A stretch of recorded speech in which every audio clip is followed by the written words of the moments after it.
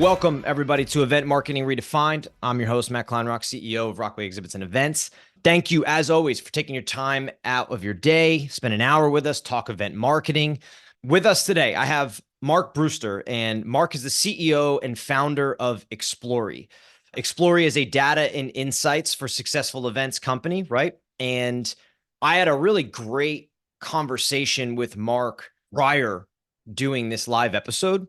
So I'm really excited for this conversation just based on the one that we had as kind of a prep call. So Mark, welcome to the show. Hey, Matt, delighted to be here. I've been enjoying your show for some months now, so I'm honored to make the list. Awesome. Thank you. Yeah, no, I think we have a really cool show for people today.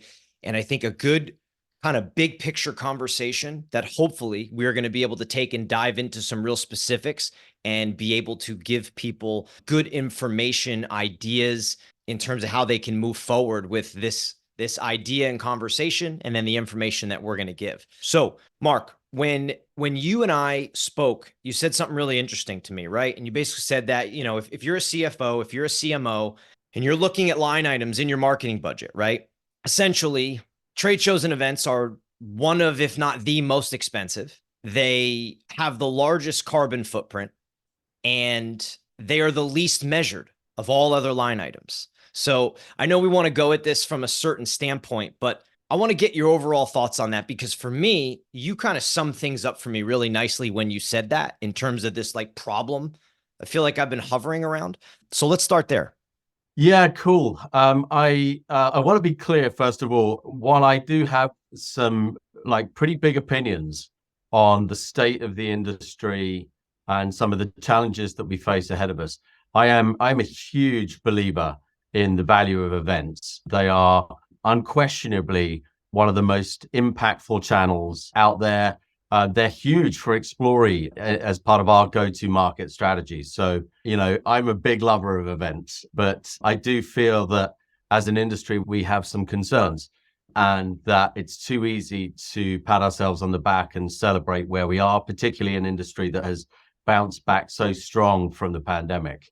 And we need to face up to the challenges ahead of us. And so you mentioned some of the things we talked about, like cost and carbon impact. And like I found over the years in sort of my conversations with people on these topics, that people don't necessarily accept that events are that expensive, or that carbon is a particular concern that we need to deal with as an industry, or that, is going to be a disruptor for us down the line, or certainly not in the immediate future that people are concerned about. So like, I think it's worth having a conversation about the reality of those factors, and kind of happy to discuss the realities of the cost environment we're in. Because as we all know, I mean, Matt, your business, no doubt, you've seen your costs significantly increase, right? For all the Skyrocket. materials costs, the labor Yep. costs. I mean, what does that look like in your environment, at least in the Yeah. the booth construction and design world? So I think it's interesting in the beginning where you set up, you're like, hey, I'm a big advocate for events, right? Like I feel like I have to say that all the time myself as well, because I'm always constantly trying to poke at these bigger picture things that maybe I'm seeing or talking about, but also saying, hey, events drive huge value. There's a reason that they have stood the test of time. There's a reason that they continue to plow through. So I just want to be on the same page there with you, because I like that you said that. Yeah, costs. I mean, let's start there, right? Costs have always been a problem. Costs have always been an area where I think even pre-pandemic or post-pandemic, however you want to call it, costs were a problem. A lot of those same problems are still a problem now that you come out of the pandemic. Now you marry that with inflation and you have an even bigger problem. So some of the areas that I've always poked that I thought was interesting in our conversation is a lot of exhibitors, a lot of people, they're always talking about the cost, which is fine. And I do think there are certain areas that need to be addressed in our industry, and they take the brunt of it, right? But the other side of that is, okay, if you have a cost, well, then what are you measuring? What are the results? What are you, like you're spending this, but what are you getting from spending it? So to me, when it comes to costs, yes, the reality is that costs are high, but costs were always high. Exhibit space was always expensive. The internet, the drayage, now you have materials, logistics, labor, everything is expensive. But Yeah. seemingly It's always been.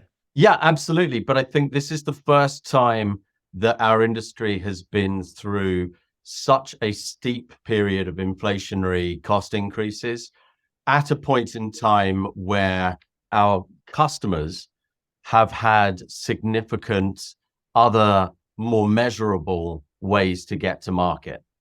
And so while the events industry has, and events as a channel have weathered many previous periods of steep inflation, the world is different now because Mhm. the events industry is significantly disadvantaged from an inflation perspective versus other channels. And we're not impervious to cost increases. We've seen that as an industry with corporates, moving away from certain major trade shows in favor of doing their own proprietary event activities, and plenty of corporates changing their events behavior in the way that they use events.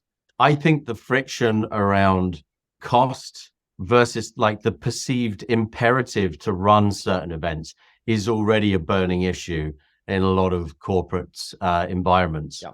And that's not going to go away.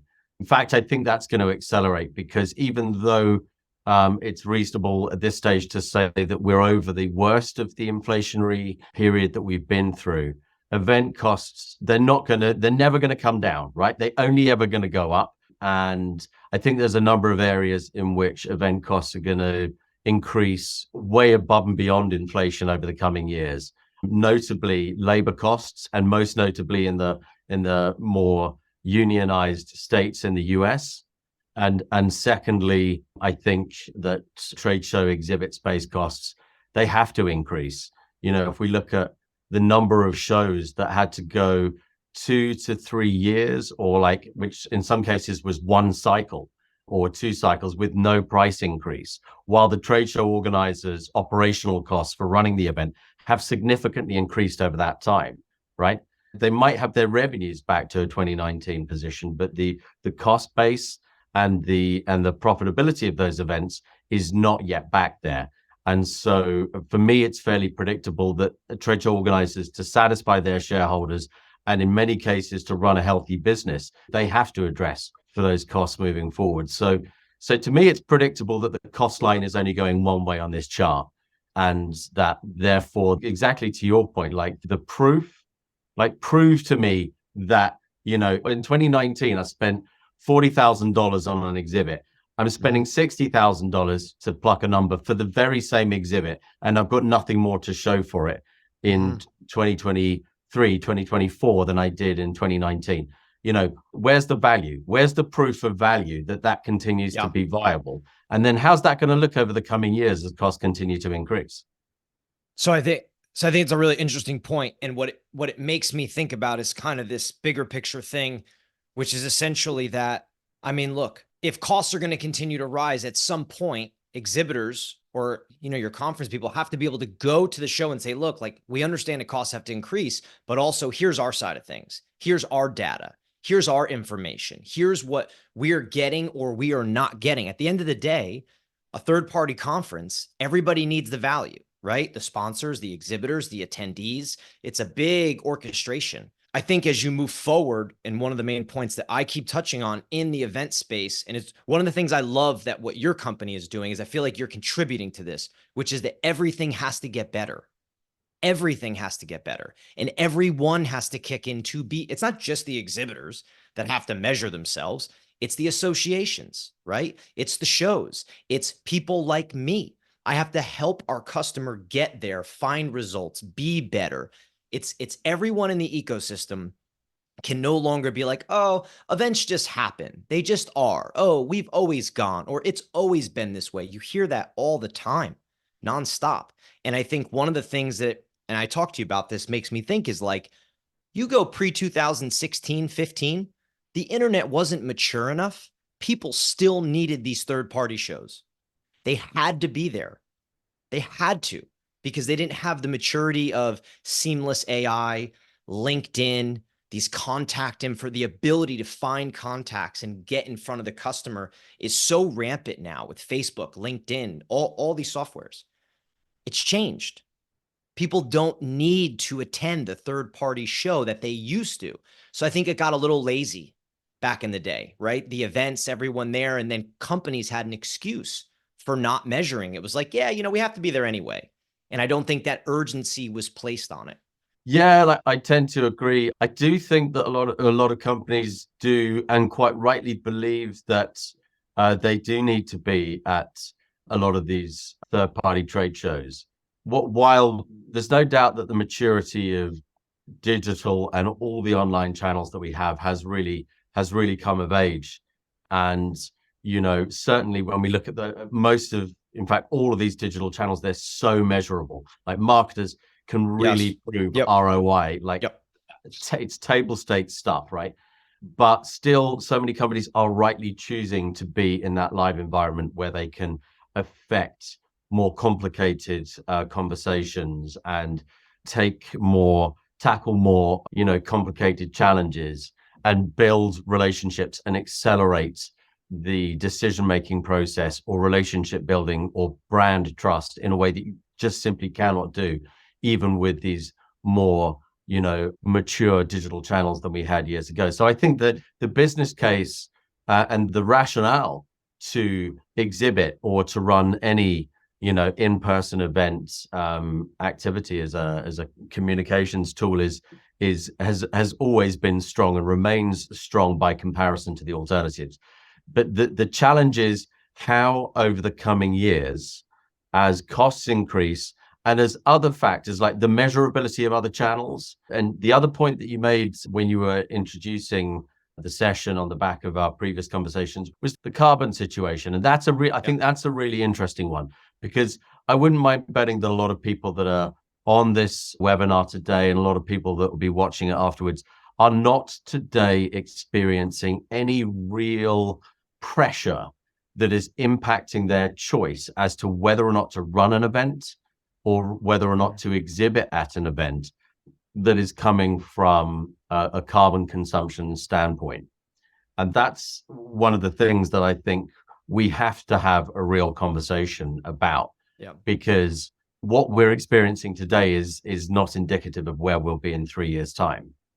And there's a number of factors that underpin that. I think the forward thinking on that is good. I'd love to hear those factors or what you think they are. From my seat, what I've seen is that when you don't have economical or geopolitical or issues that take center stage, like the last 6 months to 12 months, inflation took center stage.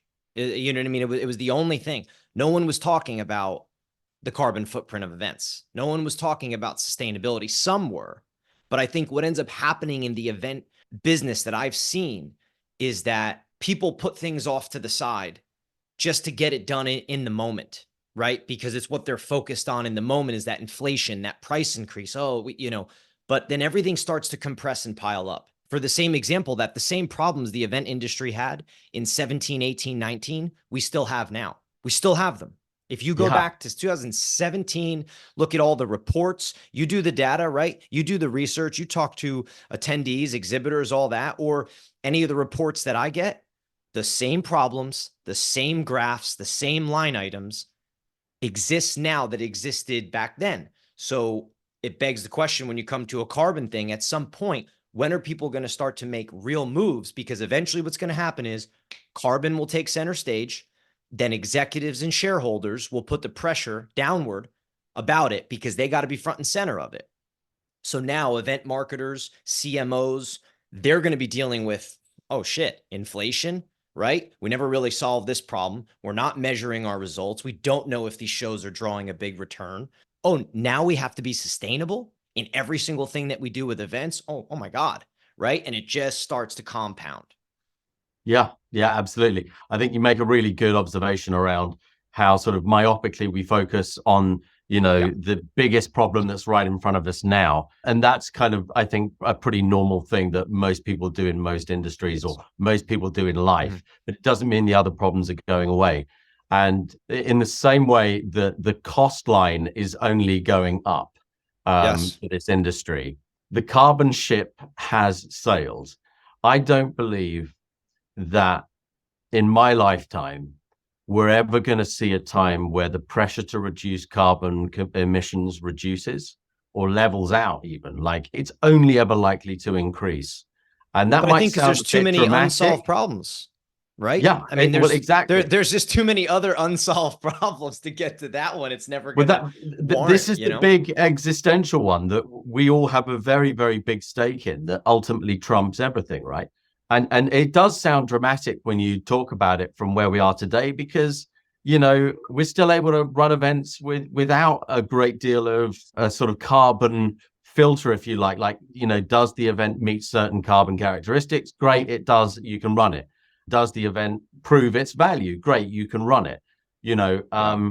I think when you look at the variables, and I've spent a little bit of time, I am, in the research industry by background, so I've spent some time looking at this. But certainly, the frequency of adverse weather events is increasing. And then with that, the media attention on climate change is continually increasing. And we are seeing, and you can easily observe, the shift in societal pressure around the expectations on corporate conduct in the area of sustainability. And with this, over the last few years, most large corporates have made some hard commitments for Yeah. 2030 in line with their sort of net zero initiatives. And so those are hard commitments to the public, to their customers, to their shareholders, that are in the public domain. And it's a matter of brand integrity that those commitments are met. And 2030 is looming closer every Yeah. quarter that passes. So it is a concern. And like, for me, like, when you think about where the real power lies in large corporations, of course the real power lies at the top. And you think about where's the real pressure on the C-suite where it comes to carbon, and it comes from customers and their expectations, and it Yes. particularly comes from shareholders. And so I did a little bit of work, and this is public domain data. You can look it up yourself. But S&P Global studied the number of shareholder activism campaigns. And if you look back at the last 3-4 years, the number of those shareholder activism campaigns where shareholders are directly lobbying the management of the businesses in which they're invested to affect a change. But the number of those campaigns that are environmental by nature has dramatically increased. It's probably one of the, if not the fastest growing areas of shareholder pressure that large corporations are facing. And if you run the trend line forward, looking year on year as to the number of those shareholder campaigns, then it's predictable that even if the trend is linear, that over the next, let's say, 3 to 4 years, there's going to be thousands of shareholder campaigns that the C-suite of large corporations are going to be facing, putting them under increasing pressure to cut their carbon emissions and to change the way in which they behave. And so It's going to catch us. Yeah. I don't think anyone can escape this either. There's no corporate of any power that is impervious to this. Yeah. Like, Yeah. just recently, Amazon got terrible press for not meeting their commitments in line with SBTI, which they were one of the early adopters of the science-based targets initiatives. And so, nobody's beyond this as a challenge. And I think it is there's no doubt that senior stakeholders in large corporates love their events, but they love their shareholder relations and their share price more.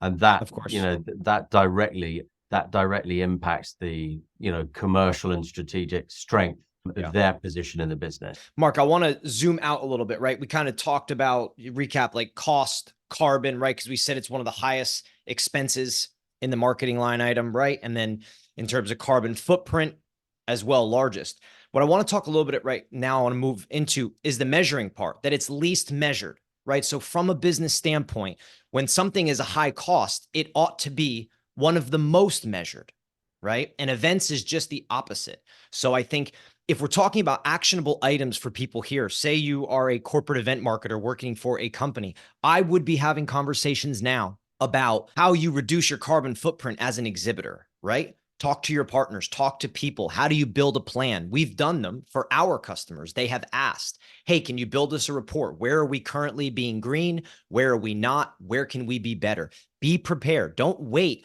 for shareholders and executives and things to come rifling down to you. Get ahead of the curve. There are very simple things and very easy things you can do to have a better, to be more green at your events and at your trade shows now, so you're prepared for what Mark and I are kind of talking about, which I'm not sure when it's going to happen, but it will. Now, this next piece, I think, is the second one, Mark, which is the measure of all this. We're saying that high cost, big carbon footprint creates questions around events.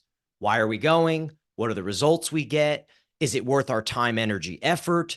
What's the point of these? Oh, we go because we always go. We don't really get results. I mean, I've heard it forever, on and on, about events being questioned. Somehow they still make it. Somehow they're still there. I think they drive tremendous value, which we can dive into. But let's talk a little bit about being able to measure, being able to build a business case, being able to get executive buy-in because you are measuring and utilizing your events to further push company objectives and goals.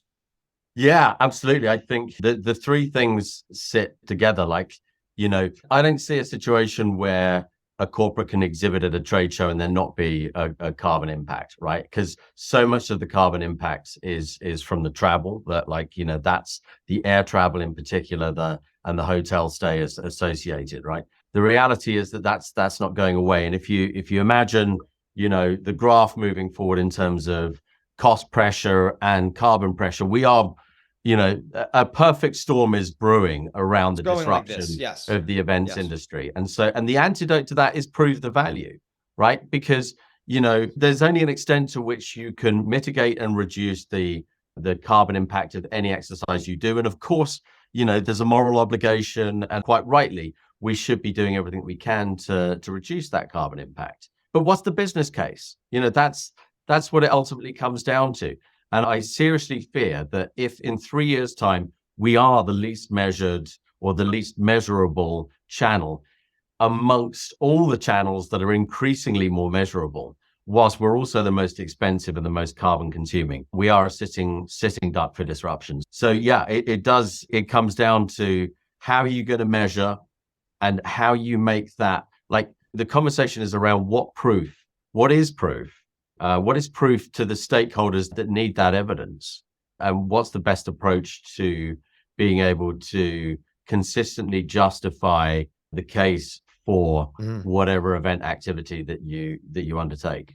We got two questions, so I want to get to them. But one thing I did want to bring up is I do think as we get into this ROI, this measurement conversation, right, which Mark has a ton of experience with, something that I've been thinking about that I want to relay really quickly is that I think you just say, hey, what's the ROI? It becomes this daunting idea of how to do it. How I think, what are we measuring? Why are we measuring it? All those things take experience. It's not simple, right? So we don't want to make it sound simple. One thing that I have been thinking about is how do events impact a company, right? I think you need to understand that for your company first, right? Is it net new business?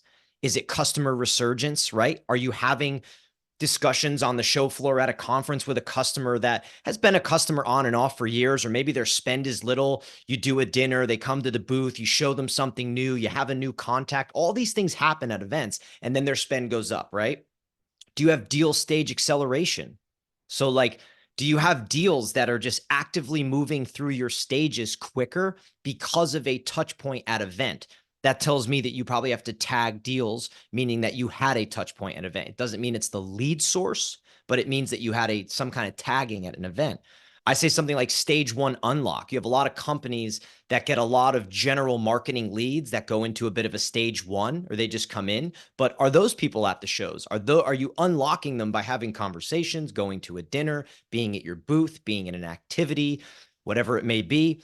I think you have to start to understand what are you doing at your events, because not everybody does the same thing, but these are sort of the happenings that are going on. This is like the inertia, the things that are happening that create the impact that then has to be measured to create that ROI. We have a question from David. Thank you for the question. It says, how can event professionals that are new to event measurement best dive into measure the impact and ROI of their events? Yeah. So Mark, I don't know if you want to take this one. Yeah, I think ROI is a really interesting one. The term is never going to go away because it's ubiquitous. The reality of measuring ROI is that it's very challenging in the events environment for a number of reasons. First of all, you've got the lead attribution challenge.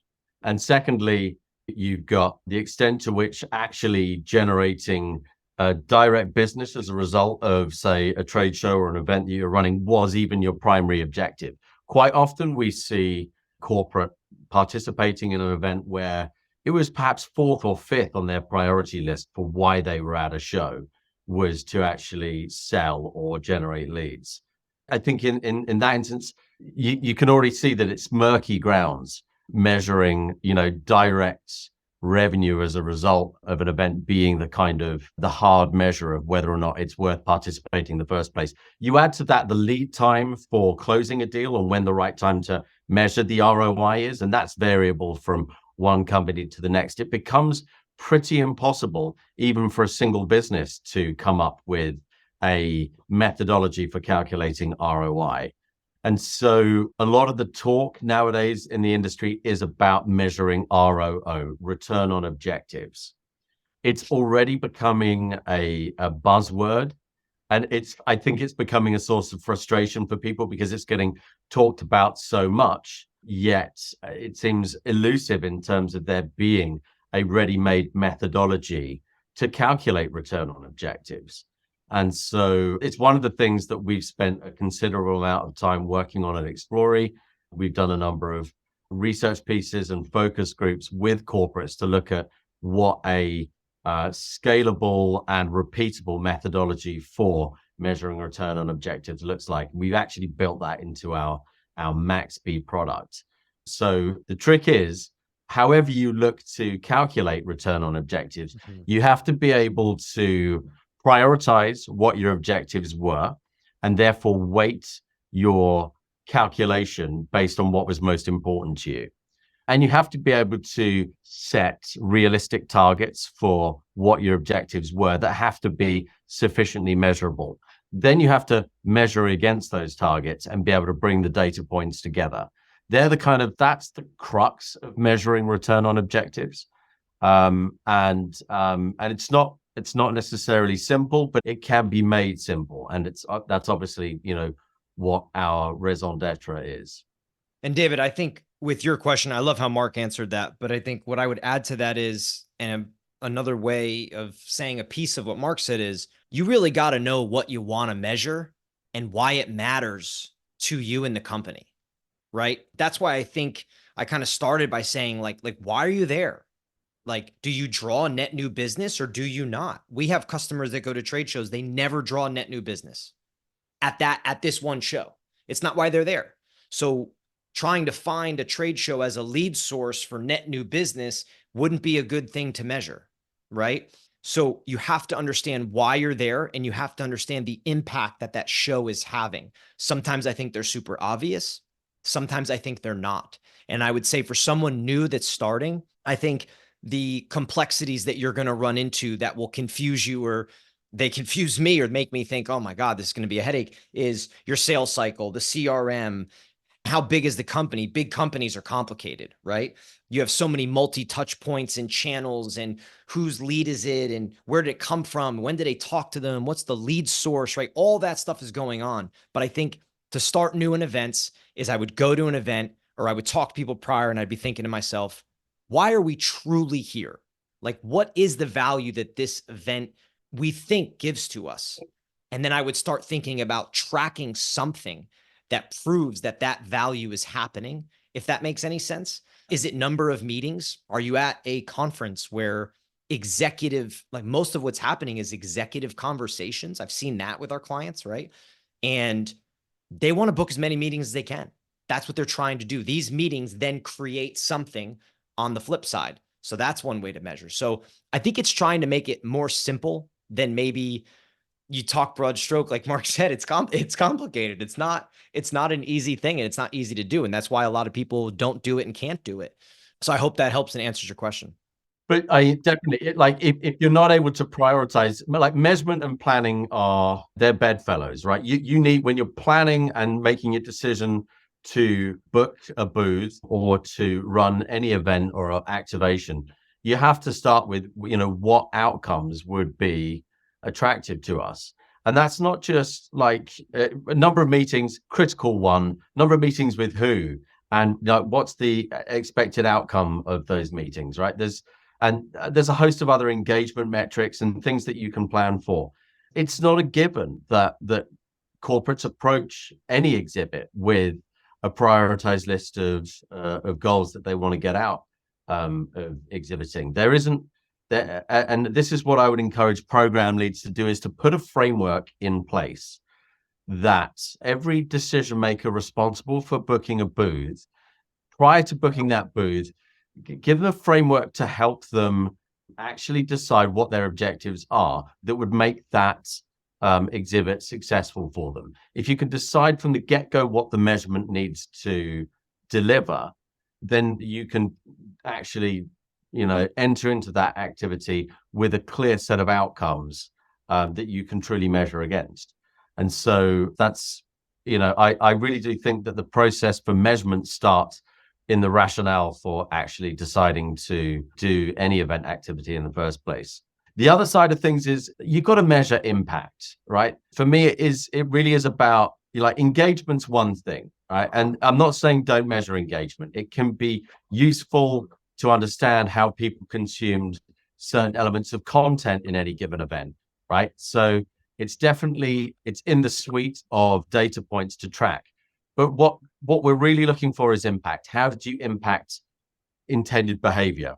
How did you impact the attitude of potential customers? How have you impacted purchasing intention? Or how have you impacted brand perception? This is really where speaking to your customers, where surveying your customers or the people that you've met either at the booth or that have participated in your proprietary event. This is where the right kind of metrics, asked the right way with a consistent methodology, are going to be worth their weight in gold for actually creating a more consistent way of reporting findings back to the stakeholders that need that proof. That's the real key thing. How is the measurement digestible back to the stakeholders in the business that need the proof of value? Mark, you know what it makes me think of sometimes? We have another question from Danielle. Danielle, thanks for asking. We're going to get right to it. But you know what it makes me think of, Mark, is when you can find these objectives and you can understand what this show, the inertia it gives you to create results that matter, right? And you can measure something and benchmark and at least gain some form of understanding. I mean, even if you don't have what we would call like quantitative data and years of it, you get qualitative data by even thinking that way. And I think that qualitative data before you have the quantitative, you have both, it's great. It allows you, it's what makes good event marketers, gives them the ability to make adjustments. It's what gives them the ability to change their approach, change shows, downsize a booth, increase a booth, get rid of a conference room that you never use that just sits there. And then when you ask, they're like, oh, how come we don't have any meetings? They're like, I don't know. We've always had it. I'm not sure. It's like that. It's also, in my opinion, a way of thinking and a way of approaching shows. And I think the more that people can kind of get and wrap their minds around this, they can really drive the bus better ultimately with the events. Question from Danielle. Our leadership likes to see number measurements to evaluate success. We are trying to push measuring return on experience, return on objective for our trade shows. Do you have any ways we can show this in numbers? Or how do you best show the success of a show using this methodology? So the answer, yes, of course. Explori and particularly our product Maxby, we have dashboards that we've designed specifically to visualize that data and to make that easily reportable and benchmarkable and clear and consistent to stakeholders. And my advice is that you really do have to, like, I think Danielle, I think you're saying it's just, I don't have the question in front of me, but I think you said it's your C-suite that wants to see that information. So yes, my advice is, no matter how you visualize that information, whether you do that from a custom created PowerPoint slide, or you're using Power BI or Tableau, or just charts you've created out of Excel, right? Create a consistent measurement language. Like make the metrics that you use familiar to the recipient of that measurement. And like that is huge in terms of that measurement becoming a trusted way in which that information is received. Like, even if any metric, like to an American, if I talk about the temperature in Celsius, that doesn't mean much to them. And to the average European, if you talk to them about Fahrenheit, again, it doesn't mean much to them. Like that's because it's not familiar. It doesn't mean it's not it's not valid. It's just not the way in which they're used to consuming it. Create a set of reports or dashboards that look consistently at the data points that audience needs to receive, and give them a consistent way of receiving that becomes familiar and becomes credible. And then the business has a common way of evaluating success or failure. So that does require you at the start of that process, like how you visualize the data. That's the end point. How you capture the data and what you're looking for in the first place. That's where the work needs to go in to make sure that the metrics that you're designing and the way in which you're collating that information is robust and as consistent as possible across the program, so that you can actually have that data talk to a consistent output. Daniel, one thing I would add to that, just an initial thought I had, is like, I would be asking leadership. I would be giving them some skin in the game. And by getting their buy-in, I would be asking them, like, what would make it worthwhile then? You want measurement on what? Right? Like, what moves the needle for you? What is the measurement that I would come back with that you would be like, holy shit, right? That, wow, you guys are killing it. What is that measurement? What is it? Because I think there's a lot of things you could measure and a lot of things you could put a number to. But essentially that would be one thing I would add there is I would ask that question to them. A, I think it gives them skin in the game. B, I think it gives you really, really good direction. It gets you on the same page.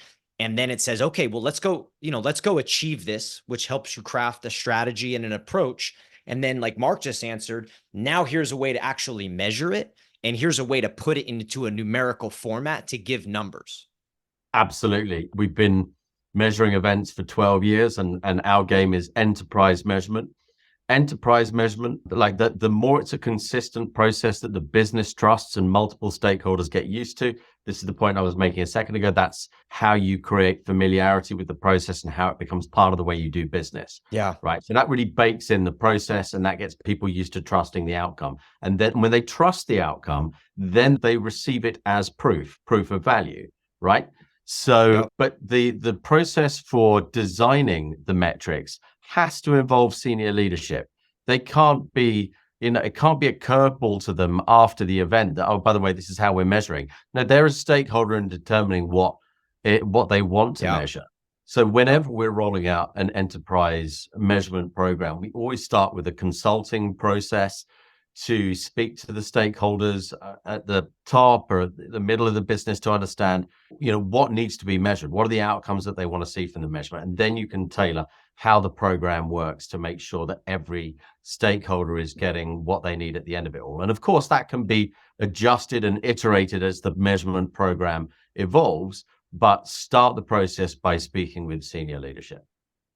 Yeah. Daniel, I think that was a great question. I think it steered us in a really good direction. I see Dia here in the chat. I see Mandy in the chat. Some really good information. Mandy, yes. I mean, post-show surveys, both internally and externally. I love post-show surveys. I also love I like all types of surveys or asking. One thing I would tell everybody about surveys is the question matters. You can't do a survey just to do a survey. Surveys work when you ask really good questions, in my opinion. And then, what else nothing undermines measurement more than deliberately leading question in the survey. Like, it's such a false economy to try to produce the measurement results that you want to see, and it's the number one thing I would advise against. So Mel wrote here, I think it's interesting. I've always wondered why no one measures cumulative contact time with potential customers and existing clients. That can include time before, during, and after show hours, for your exhibit team. Mel, I think this is an interesting point, I don't think I created this. I actually think I heard it somewhere and now I've just kind of used it. But I keep saying this thing of deal tagging. And I think what I mean by that is, on your note, is I'm a believer. Like, let's just say I was running an event marketing program for a company, and I feel like I would be wanting to go into a CRM or a software like Mark's or whatever it may be and place this like meaningful tag, whatever it is. It's not a lead source. It's not saying that this trade show is the lead source, but a tag saying like they attended this dinner. They sat for a demo. They came for a meeting.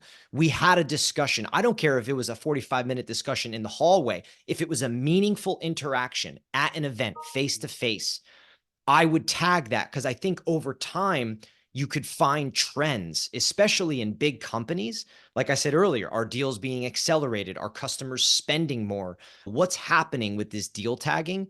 So I think that's kind of in line with what you're saying, Mel, because events, to me, they're elastic. They do so many different things. And when people just want to talk about net new business, or was it a lead source and did we make a sale? They're far more complex in terms of the value that they drive to a company. Another question. Allison, good question here. To build on that question, what specific data points are you using? Mark, I'm assuming this is for you. Was this asked earlier in the chat? This, I think, is on the back of Danielle's question, right? So she's asking about measurements, numerical to give to leadership. And then Allison, you can correct me if I'm wrong in the chat, please. But she's saying, to build on that question, what specific data points are you using? So I think maybe we give her some, I don't want to say broad stroke, but which ones are popular? I can give you some examples of what our customers tend to want to report. And obviously that's variable from one client to the next. We built a library of those metrics, and it could be the seniority of the contacts that have been engaged. It could be moving them, the extent to which you've moved them along the purchasing funnel. I talked earlier on about attitudinal impact. So we set up, very often a client knows what like attitudes and beliefs a customer of theirs needs to have in order to purchase. What beliefs do they need to instill about the product and the brand along the way? And so we can set up an attitudinal metric that is like a positioning statement, or a number of positioning statements that can continually track the shift in what we call attitudinal impact score. And so that can be really customized from one client to the next. We already talked about purchasing intention. You've obviously got a lot of the standard stuff like, satisfaction and net promoter score, whether that's brand NPS or event NPS. There's a lot of metrics around that as well, impact in pre-event versus post-event NPS is a common one as well. There's so many, and it does depend on the type of event. Like for a lot of proprietary events, I think our customers are really interested in understanding how they've impacted the attendee and what the attendee intended to get from the event. So achievement of attendee objectives and correlating that against satisfaction is a very, very key metric for proprietary events. Value for time, and how the time invested with you or your team at an exhibit or a proprietary event was useful to them or valuable to them. These are all metrics that regularly occur for our customers. Hopefully that gives you a little bit of a flavor of some of the metrics that all of which are designed to benchmark.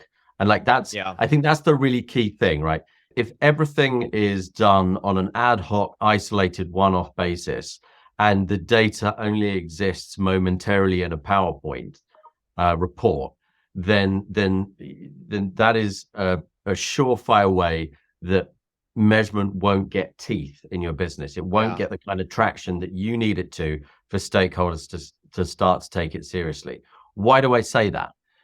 You need to bring the data across your event program or over multiple iterations together into a repository. And that will enable you to actually create benchmarks internally so that you can start to understand whether it's value for time or net shift in net promoter score or attitudinal impact or purchasing intention. What does good look like for your business for any of those metrics? if people can, like, the last thing anyone wants receiving a metric is no ability to interpret it. So you need to see Yeah. any metric shifting over time, and you need to see it in the context of what average looks like, what good and bad looks like, and then it really comes to life. Then when you can use it for, when you can interpret it, you can turn it into action, and it becomes strategic rather than tactical. So it's not just about proving value and that being easy to interpret. It's actually about being able to then relate the findings and change the strategy for how you execute on an event moving forward based on what you can deduce from that intelligence. And I that's like where that. measurement becomes about Yeah. strategic optimization of events or programs, not just, producing a number to validate your participation in that event. I couldn't agree more with that last piece that you said, Mark, about the adjustments and the changes that you make and sort of how the information and the benchmark steers where you're going and what you do next. Like, I just love that. Allison, one thing I might add in there, or it got me thinking about, is that, like I said, everybody is different, which Mark has said numerous times here, which is so true. We have a customer where one of the main things they do at their conferences is they've identified it through conversation, and essentially is that they have customers who are using their software that come to them at the conference, and they have problems that they need to solve, and they have sort of this learning curve that can be addressed. So literally just by designing, building them this like conference space, this room to go and take those customers, they've had huge success. And one of the things they started measured is how many problems do they solve, or how many customer interactions are they having, where they're not doing a demo, but they're doing, I forget what they call it, but it's essentially like addressing problems that they're having. Right. And that's been something that they've continually tracked, because they feel like the more they do it, the more results they are getting. So there is ways, I think, when you're just looking at yourself, again, what matters, right? What can you benchmark moving forward? Like Mark said, that's always gonna drive the bus. Absolutely. And another reason to have this repository and to have this kind of joined up thinking around where your measurement data resides and comes together in aggregate is that, particularly if you're a program lead, or if you aspire to become one, or to be able to have a bigger voice in the leadership of your business, having that aggregated data, being the owner of it, being able to use it and analyze it and answer questions and be more fluent in your measurement language in your business. That is absolutely key in having a more trusted strategic voice in the business. Like, one of the number one complaints that event planners and event professionals around the world have is that they get stuck in the operational delivery bucket, and that they don't have a voice at the strategic table. And, in my experience, one of the best ways to accelerate your strategic position is to be somebody that's got answers, and not just based on your opinion and your observations, but based on some hard data. And when you become the proponent of that in your business, and you catalyze that process and you own that, and you're the voice for that data in the business, that gives you great power. Absolutely. Really couldn't have said it better myself there. Shazia was talking about accountability for salespeople in tracking interaction in terms of what is the post show. It was a question a little bit about post show deployment, like what happens afterwards. And I think just, Dia Respond, I think, gave a really good answer about the accountability with sales. And I think it's one thing that I just want to hit on, just seeing that, is like, if you're running events for your company, your relationship with sales is so important.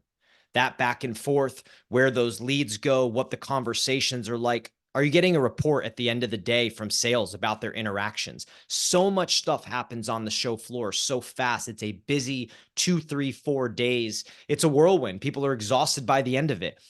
I would encourage people, create some structure inside of your program where you create touch points for salespeople, right? Or if you're, I've seen trade show booths with customers of our own. They are so busy. There is so much going on. There is so much product interaction that they basically just assign an administrative person with an iPad to run around all day and get to the salespeople and the demo people and say, what just happened? Who was that? What's going on? What's the conversation? Because you got to get that. You got to get that information. I think more particularly for post show, for follow up, for a personalized follow up. Yeah, I think this is a really important factor.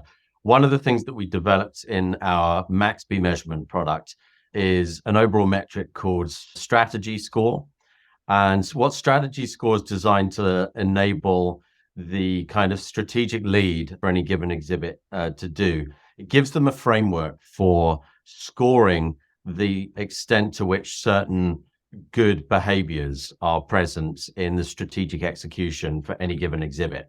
And so, there's a whole host of them in there, but it can be the extent to which the exhibit team was trained around their individual roles, the extent to which there was a documented strategy for the exhibit and how that was communicated, the extent to which the sales team was prepared and set up to follow up on their leads and their post exhibit activity. Like there's a whole load of these behaviors that are critical in squeezing every drop of ROI potential from the commercial benefit that an exhibit should be delivering.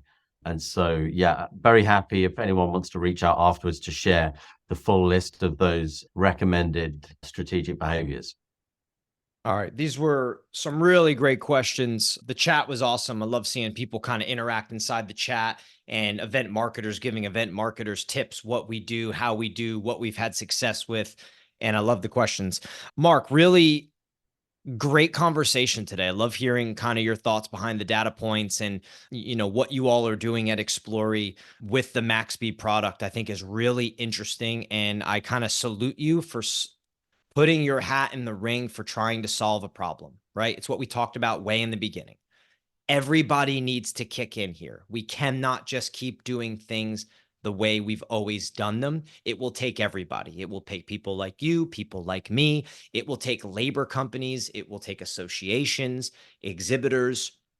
And that's part of what I like doing on this show is I want to drive that conversation. So congrats to you on Maxby, the software, and I am certainly a fan and proponent of it.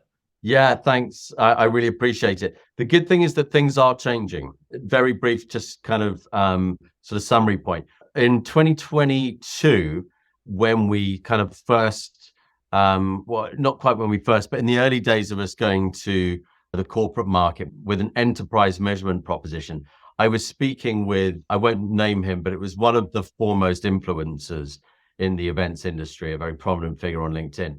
And he said to me, something like good luck, Mark, you're trying to sell enterprise measurement to event program leads. He said that's like asking turkeys to vote for Christmas, right? And what he was getting at there was that Wow. Yeah. events as a historically unmeasured space that has got away with it so long. Why would event program leads want to be accountable to new measurement they weren't accountable for in the I past? would love to have that. I would love to have that conversation. I would. That's such a good Yeah. conversation. Well, do you know what? I mean, there is some truth in it. There is some truth in it. Yeah, I Over agree. the last few years, we have seen many event program leads kick it down the line and go, do you know what? It's tomorrow's problem because maybe it is uncomfortable being accountable to that data. But honestly, like there is a step change. There's a shift in behavior. We've gone from a year ago having like less than 10 major corporate clients to having like 25 Nice. over last year. So it is moving. More and more corporates are moving the needle in terms and seeing the urgency to get measurement in place for their own benefit, their career benefit, their organizational benefit, and to defend the value of events moving forward as costs rise and the conditions around events change. I think I think I love hearing that conversation's happening, right? And to me, it makes me think like, how do we be a proponent for change in this? And to me, the exciting piece about it and like the way I might answer that to somebody is, well, it's going to be rocky. All change is rocky, right? And yes, they have gone unmeasured, but don't you want to know the adjustments to make, the changes to make, what's working, what's not? Which show, maybe the show you've been going to for 20 years sucks and you don't need to go to it anymore. And here's the data as to why, but the show you want to go, maybe you do a smaller activation and this works. And I think the power of that creativity in terms of here's what you can use it for. It's the big picture sell. It's like, this is what this looks like when we get to the other side. I think it really, I don't think events need to prove their value. They are valuable. They've stood the test of time. People want to go to events. They want to be face to face. But I think once this tool gets developed and people start thinking a certain way, events will just get better. They will have more, they'll have more sophistication behind them and numbers around them. And I think that's, for me, that's exciting. Yeah, I agree in the sense that I think there will always be, and quite rightly, a very high demand for in person.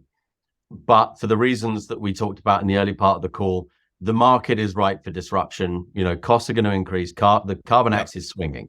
So, your best antidote to that problem is to have your measurement game sorted and to be in a position to defend the money that you're spending and to use your measurement strategically. I think, when the decisions that you make around how you participate in an event, whether you participate in an event and your event selection, the more those are evidence-based, the better placed an events function in any business is to continue to thrive and perform well and get the best value for the business. So, yeah. Awesome. Everybody, thanks for showing up. We appreciate taking an hour out of your day. I like to always try to keep it to an hour. Mark, where can people find you? Where can people reach you? I think Ish already put out my profile on the chat on LinkedIn. Yeah, I'm all over LinkedIn. So probably best way to get me is on there. And please feel free to reach out and connect and DM me. She's usually 2 steps ahead of me. That's awesome. All right, everybody. Mark, thanks for your time. Thanks for your energy. Thanks for having this conversation. I really appreciate it. And that's a wrap. Another episode of Event Marketing Redefined. Thanks everybody who showed up, and we'll catch you next time. Thank you so much.